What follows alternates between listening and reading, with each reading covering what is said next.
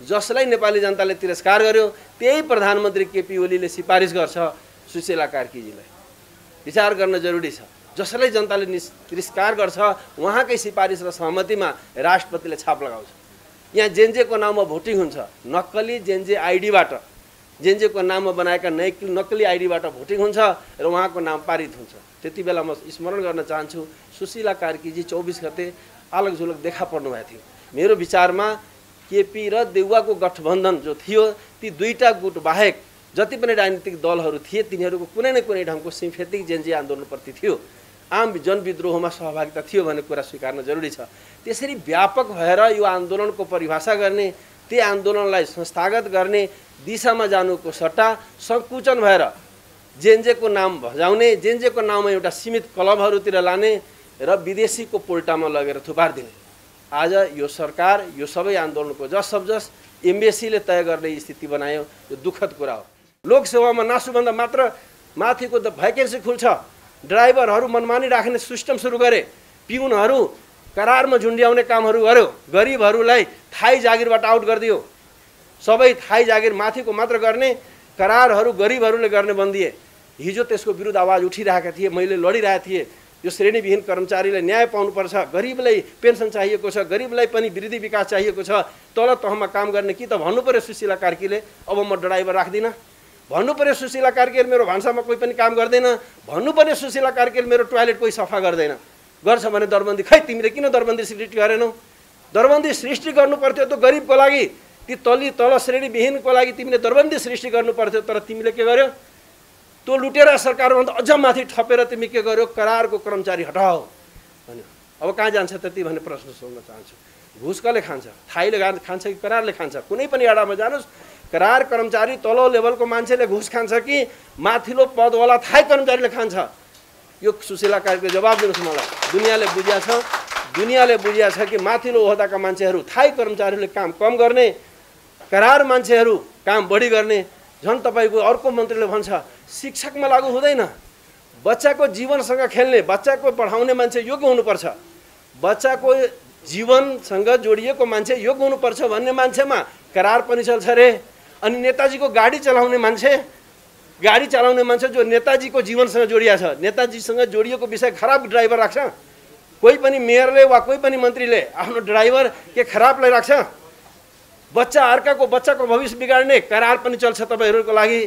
तर शासकहरूको जीवनसँग जोडिएको खारिज गरिदिनुपर्छ। यसरी अन्यलग्रस्त बनाउने, गरिबमारा काम गर्ने, तल्लो तहको मान्छेलाई दूषित बनाउने म भन्न चाहन्छु। यदि थोरै पनि नैतिकता छ भने तपाईँले त्यस्ता पक्षका जो पदहरूमा राख्नुभएछ त्यसलाई हटाउनुहोस्, अनि अरूलाई उपदेश दिनुहोस्, अनि मात्र अरूलाई उपदेश दिनुहोस्। अलिकति जनताप्रति जवाबदेही भएको भए तपाईँ त दरबन्दी सृष्टि गर्नु पर्थ्यो, त्यसलाई थाहै बनाउनु पर्थ्यो। पेन्सन हुनेलाई चाहिएको छैन, नहुनेलाई पेन्सन चाहिन्छ। जीवन बिताउन यही काठमाडौँमा तपाईँ बसिराख्नु भएको छ भने जसको घर छ उसले किन घर भाडा चाहियो? जसको आफ्नै आम्दानीले पुग्छ उसले किन पेन्सन चाहियो? यो सरकार यतातिर जानुको सट्टा गरिबले रुवाउने जो काम गर्यो हामीले स्वीकार छैन। हामी भनेका छौँ यो करार कर्मचारीको खारिज तिमी गरेका छौ, तुरुन्त फिर्ता ल्याऊ। यदि लिएन भने आम जनता पार्टीले देशभरिको करार कर्मचारीले काठमाडौँ उतार्नेछ र तिम्रो सबै हिसाब किताब हामी लिनेछौँ। तिमी मनमानी जो गरिरहेछौ यसरी चल्ने छैन। हामी हेर्छौँ यो प्रधानमन्त्री सुशीला कार्की यो कुलमान घिसिङ आफ्नो कोठाको बिजुलीको जो बत्ती छ, एसीको जो पैसा छ सरकारको पैसाबाट तिरिराख्नु भएको छ। मन्त्रीज्यू तपाईँ आफू एसीको पैसा जनताको पैसाबाट तिरिराख्दा जनताको टुकीको पैसा सरकारको पैसाबाट दिनलाई किन रोक्नुभयो? बिजुलीको भुक्तानी, जनताको बिजुलीको भुक्तानी कुनै निकाले नगरोस् भनेर रोक्नुहुन्छ तपाईँ। के हैसियत, कुन नैतिकताले रोक्नुभयो?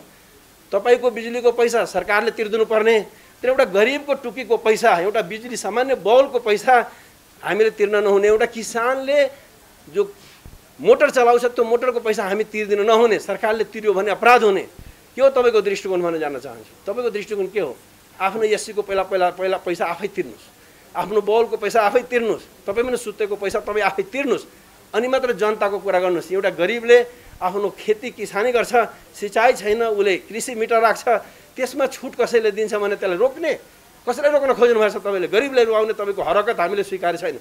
यसैले बिजुली बत्तीको पैसा रोक्ने काम हामीले स्वीकार्य छैन। म फेरि भन्न चाहन्छु तपाईँले जो गरिराख्नु भएको छ सुकुम्बासी, यही संविधानको शपथ लिएर सुशीला कार्कीजी आउनु भएको छैन? यही संविधानमा भनेको छ कि नेपालमा कोही पनि जनता भूमिहीन हुने छैन, घरबार विहीन हुने छैन। सुकुम्बासीलाई जग्गा देऊ, भूमिहीनलाई जग्गा देऊ भन्ने संविधानले भनेको प्रावधान हो। तपाईँले यो संविधानलाई अपमान गर्ने? भूमि आयोग खारेज मैले पनि भनेको थिएँ, केपी ओलीले गलत मान्छेलाई, झोले मान्छेलाई, भूमाफियालाई जग्गा दिने गरी राखेको छ, त्यो हट्नुपर्छ। हामी चाहन्छौँ त्यो व्यक्तिका नियुक्ति हटाउनुहोस्, तर तपाईँले त खारेजै गरिदिनु भयो। अलिकति केपी ओलीका सरकारले त बोर्ड टाँगेर मान्छेलाई झुट साँच आश देखाइरहेको थियो, तर तपाईँले त पुरै हटाइदिनु भयो, खारेज गरिदिनु भयो। यसरी सुकुम्बासी हामी हिजोदेखि हेरिरहेको छौँ काठमाडौँमा। तपाईँले कहिले सुकुम्बासी हटाउनुहुन्छ, कहिले काहीँ खुद्रे व्यवसाय हटाउनुहुन्छ, कबाडमाथि तपाईँको नजर छ, गरिबमाथि नजर छ। आज प्रधानमन्त्री भएर त्यो कुकर्म हामीले स्वीकार छैन। काठमाडौँमा त तपाईँलाई सफल हुन दिन्न भने अब देशमा तपाईँले काठमाडौँ जस्तै जो गर्न खोज्नु भएको छ, आम जनता पार्टीले स्वीकार छैन। सुशीलाजी तपाईँ हिसाब गर्नु होला। हामीले तपाईँले गरिब मारा जो काम गरिराख्नु भएको छ, सुकुम्बासीलाई रुवाउने, श्रेणीविहीन कर्मचारीहरूलाई आतंकित गर्ने, अनि सबै श्रमजीवीहरूलाई तर्साउने, किसान जो बिजुली बत्ती सरकारले तिर्दिन्थ्यो, नगरपालिकाले तिर्दिन्थ्यो, गरिबहरूको सहयोग पाएका थिए, केही युनिटहरूमा सहयोग गर्थे, त्यो रोक्ने काम जो गर्नुभयो, खुद्रा बजेटहरू काट्ने जो काम गर्नुभयो, त्यो कुनै पनि हालतमा हामीलाई स्वीकार्य छैन। त्यो म स्पष्ट गर्न चाहन्छु।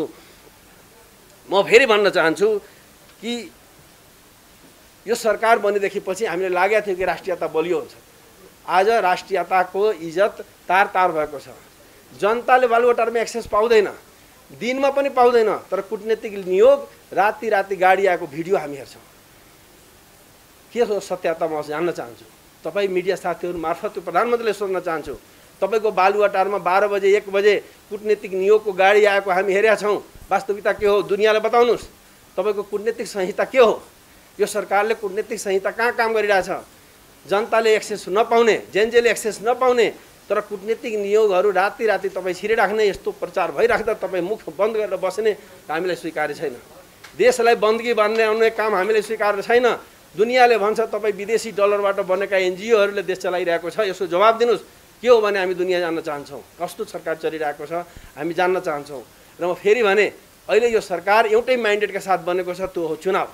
यो सरकार चुनाव गराउँछ कि गराउँदैन भने एउटा न्युल छ दुनियाँमा। म सोध्न चाहन्छु यो सरकारले चुनाव गराउँछ कि गराउँदैन दुनियाँलाई भन्नु। चुनाव गराउनलाई भयरहित वातावरण हुनुपर्छ।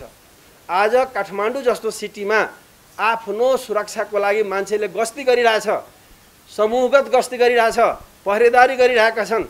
जनता कोही आश्वस्त छैन। यो सरकारले जनतालाई सुरक्षाको दिशामा आश्वस्त गर्नुपर्छ कि पर्दैन? पुलिसहरूको मनोबल खस्केका छन्, त्यसको मनोबल उठाउनुपर्छ कि पर्दैन?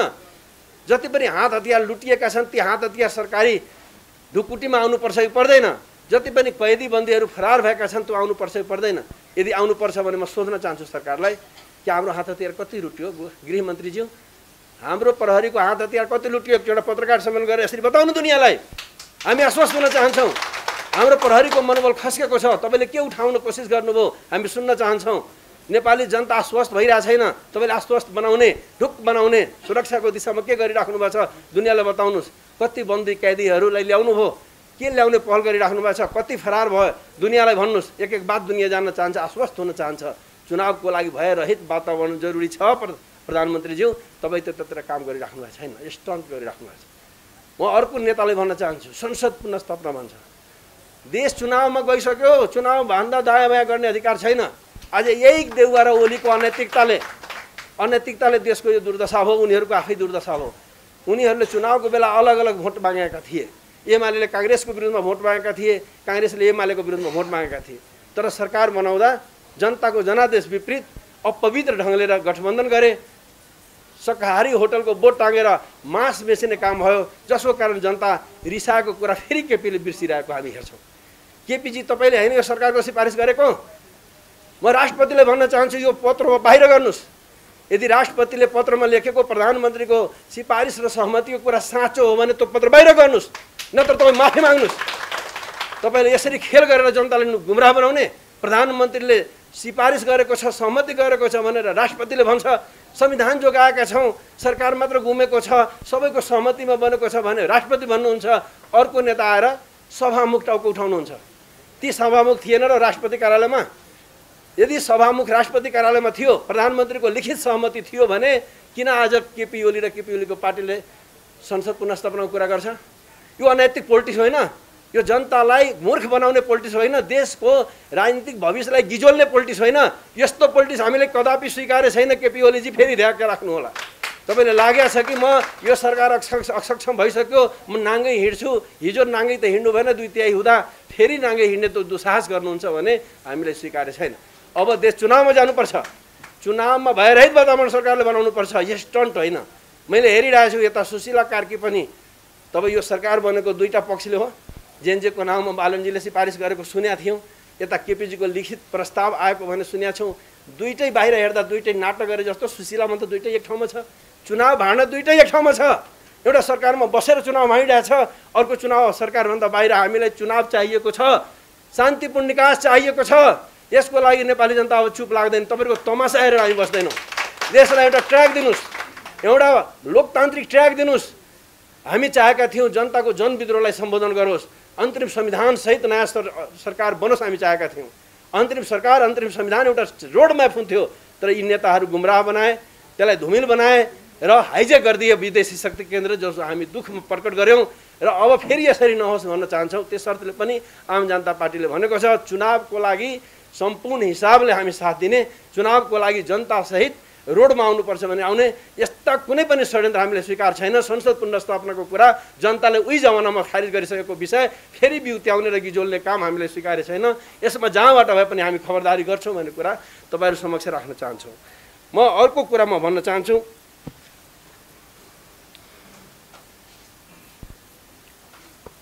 हामीले लगातार यो देशमा विभिन्न आन्दोलनहरू गरिरहेको कुरा तपाईँ हेर्नुभयो। काठमाडौँमा 2 वर्षदेखि लगातार लडिराख्यौँ। कर आतङ्कको विरुद्ध लडिराख्यौँ, भन्सारका नाउँमा लुटको विरुद्ध लडिराख्यौँ, भन्सार कार्यालय झन्डै 8 महिना घेराउ गरिराख्यौँ। वैदेशिक रोजगारका युवाहरूको जो विदेशमा पीडा छ, तिनीहरू लास बनेर आइरहेछन्, ठगैतीका शिकार भइरहेका छन्। त्यसको रक्षाको लागि, त्यसको न्यायको लागि हामी लगातार लडिराख्यौँ। त्यो तपाईँहरूबाट छुपेको छैन। हामी लगातार सुकुम्बासीले न्याय पाउनुपर्छ, सुकुम्बासीले काठमाडौँमा पानी समेत पाएको छैन, पानी पाउनुपर्छ भनेर पनि लडिराख्यौँ। सुकुम्बासीको हक हितमा लडिराख्यौँ। कवाडले न्याय पाउनुपर्छ। अदालतले आदेश गर्दा पनि काठमाडौँमा अत्याचार भइराख्यो। अदालतले भन्छ गर्न देऊ, तर आएर छुट्टै राजाहरू आएर हमला गर्छ, सरकार मौन बस्छ। त्यति बेला हामी भन्दै आएका छौँ यो अत्याचार हामीले स्वीकार्य छैन, अदालतको अपमान हामीलाई स्वीकार्य छैन। त्यस अर्थले पनि म भन्न चाहन्छु, जनताको हक हितमा हामी निरन्तर लड्दै आएका छौँ।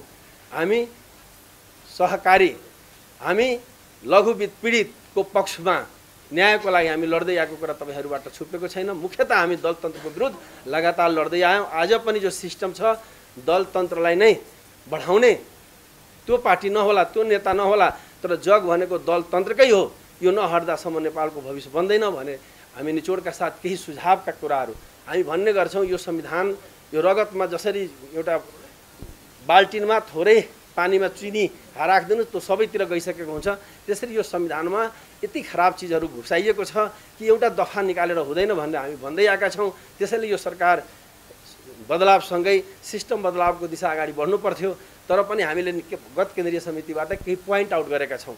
हामी भनेका छौँ यो संविधानबाट जो विदेशीलाई नागरिकता दिने जो प्रावधान छ त्यो हटाइयोस् हामी भनेका छौँ। खाली नागरिकता होइन, अब त भोट पनि दिने, चुनाव पनि लड्ने। अमेरिका गइसकेको मान्छे अब भोट पनि लड्ने र पदमा पनि जाने भनेपछि कहाँ हुन्छ हाम्रो नेपालको अस्तित्व? हामी भनेका छौँ विदेशीलाई नागरिकताको जो प्रावधान छ, नेपालमा विदेशीलाई नागरिकताको प्रावधान हटाउनुपर्छ भनेर हामी भनेका छौँ। त्यतातिर सबैको ध्यान जाओस् भन्न चाहन्छौँ। नेपालमा स्थिरता भएन, यसको एउटै कारण हो शासकीय स्वरूप र निर्वाचन प्रणाली। हामी भन्यौँ कि नेपालमा कार्यकारी प्रमुख चाहे प्रदेशको होस् चाहे केन्द्रको होस्, त्यो प्रत्यक्ष चुनावद्वारा हुनुपर्छ, क्लस्टर बनाएर आलो पालो हुनुपर्छ, अनि सबैको साझेदारी सत्ता शासन हुन्छ भनेर हामी भन्दै आएका छौँ। यो कुरा ठिक ढङ्गले बुझ्न जरुरी छ। त्यसपछि हामी समानुपातिक संसदका कुरा गऱ्यौँ। समानुपातिक निर्वाचन, पूर्ण समानुपातिकद्वारा संसद र प्रदेश संसदको निर्वाचन होस् भनेर हामी भनेका छौँ। 761 सरकार बनेको धेरै भयो। सबै सरकारले कर लगाउँछ, सबै सरकारले कानुन बनाउँछ। यो दुनियाँमा नभएको कथा जो नेपालमा छ। हामी भन्यौँ स्थानीय तहको सङ्ख्या घटाऊ, बजेट बढाऊ र कानुन बनाउने र कर लगाउने अधिकार हटाऊ। हामी भनेका छौँ त्यतातिर सबैको ध्यान जाओस् भन्ने हामी चाहन्छौँ। त्यससँगै हामीले न्यायालयभित्रका जो मनपरी छ, स्वच्छन्दता छ, जो अपारदर्शिता छ, त्यसमा सुधारका केही कुरा गरेका छौँ। त्यस्तै हामी शासकीय स्वरूपदेखि लिएर निर्वाचन प्रणालीदेखि लिएर मुख्यतः शासकलाई आरक्षण जो छ नेपालमा, समानुपातिक अधिकार शासकलाई जो छ त्यसलाई हामी हटाउने कुरा गरेका छौँ। दलतन्त्र छ नेपालमा, ती दललाई राजा हुने अथोरिटी हटाउन हामी कुरा गरेका छौँ। यी तमाम संवैधानिक जो प्रावधानहरू छ त्यसलाई नजोडिकन देश बल्न सक्दैन। संविधानलाई एकातिर राखेर अर्कोतिरको कुरा गर्यो भने कदापि हुँदैन। जस्तो मेसिन हुन्छ, उद्योग जस्तो हुन्छ, प्रोडक्ट त्यस्तै हुन्छ। आज देशको जो बेहाल हुनुको पछाडि व्यवस्था खराब हुनु हो। व्यवस्था र अवस्थालाई अलग गरेर तपाईँ कुरा गर्नु भने ठुलो धोका हुन्छ। त्यस अर्थले पनि म भन्न चाहन्छु यो आम नेपाली जनता यति बेला, किनकि यति बेला सङ्क्रमणको समय हो, तरल समय छ, यो धुमिल पानीमा स्वार्थीले आफ्नो फाइदा लिन सक्छ भन्ने कुरामा हेका राख्दै विदेशी शक्ति केन्द्रले टाउको उठाइरहेको छ। नेपालको अस्तित्व सङ्कटमा पर्ने भइसकेपछि तपाईँ हामी यसमा नजर लगाउनुपर्छ र कस्तो नेता हुनुपर्छ। अहिले बहस चलिरहेछ देशको नेतृत्व कसले गर्ने, देशको नेतृत्व कसले गर्ने एउटा बहस छ। म सबै नेपाली जनताले एकचोटि निर्मम भएर सोच्न भन्न म आग्रह गर्न चाहन्छु। तपाईँको घरमा एउटा गाडी छ भने कस्तो ड्राइभर छान्नुहुन्छ, कस्तो ड्राइभर छान्नुहुन्छ, कुशल ड्राइभर, इमान्दार ड्राइभर छान्नुहुन्छ। कुनै पनि अनाडी ड्राइभर राख्नुहुन्न, बेइमान ड्राइभर राख्नुहुन्न। आज नेपालमा कस्तो नेता चाहिन्छ? एउटा नेता भनेको बुढा छन्, त्यसले असफल हुँदै आएको छ, बेइमान छन्। अर्को ड्राइभर, अर्को नेता भनेको नयाँ अनाडी छन्। हामीलाई चाहिएको इमान्दार र कुशल हो, पुरानो भित्रको नयाँ हो आम जनता पार्टी। त्यसलाई सही ढङ्गले बुझ्न जरुरी छ र हामी नेपाली जनताको सच्चा पहरेदारी गर्ने, सच्चा नेतृत्व गर्ने, जसले रगत बगाएको छ सडकमा, जहिले पनि जनताको लागि, देशको लागि लड्दै आएको छ, त्यतातिर तपाईँ हाम्रो सबैको ध्यान जान जरुरी छ। अनि मात्र हामी देश निर्माण गर्न सक्छौँ भन्ने विशेष आग्रह गर्न चाहन्छु। र यो पत्रकार सम्मेलनमा फेरि अन्तमा भने यो सरकार जुन माइन्डेडका साथ बनेको छ त्यतातिर कुनै बड सर्ट हामी सुन्न चाहन्नौँ। त्यतातिर अगाडि बढ्नुहोस्, देशलाई चुनावमा लानुहोस्, चुनावको वातावरण बनाउनुहोस्। कुनै पनि अतिवाद हामीले स्वीकार छैन। देशले एउटा लोकतान्त्रिक बाटो समातोस्, एउटा निकास देओस् भन्ने म अपेक्षा सहित